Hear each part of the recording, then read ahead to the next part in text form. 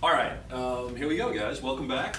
And in this module, we're going to be talking about everybody's favorite maps. Now, as a not everybody's favorite.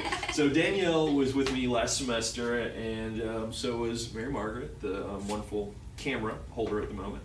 And they mentioned to me today that neither of them enjoyed this section, right? Nobody likes maps. And just as kind of a way to address that, the big thing, I think, is that people look at maps and become afraid. Like, they automatically kind of crunch up and be like, oh, this looks like something I can't do. It's overwhelming. It's a little overwhelming. And I can see that. But just like everything else that we're learning here, if you just relax and accept it, that it's going to be hard and it's going to take a little bit to learn, you will learn it and you will be fine with it. Especially in this setting where you're online, you can go back and look at these videos again and again and refresh yourself. I think that you'll do just fine with it. So don't be afraid of it, and try and get into it. This is a very useful skill way outside of this class. I usually ask people in classes, have they ever used topographic maps before? And there's always one or two that raise their hand and say they have.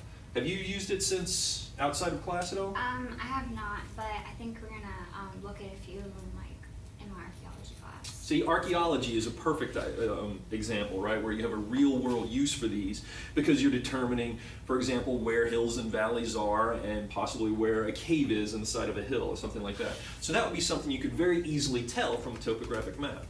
Other places that people use topographic maps are on hiking trips, for example. Right? You want to know where you're going, so you need to have a map that shows you where. And also, the great thing about a topographic map is it not only shows you the two-dimensional directions, but it shows you the three-dimensional directions.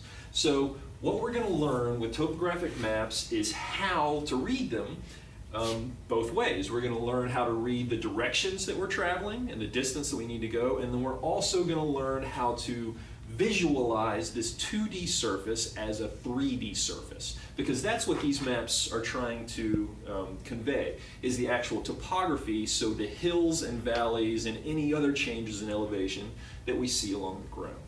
So as you move through this, keep an open mind, try and have fun with it. You have all the tools you're going to need. The tools you're going to need are going to be this ruler, a calculator, and you're also going to need that UTM grid finder, which is a small, clear, rectangular piece of plastic with a grid on it that we don't have here at the moment. We're going to do that next week. So just move through the videos and try and have fun with it.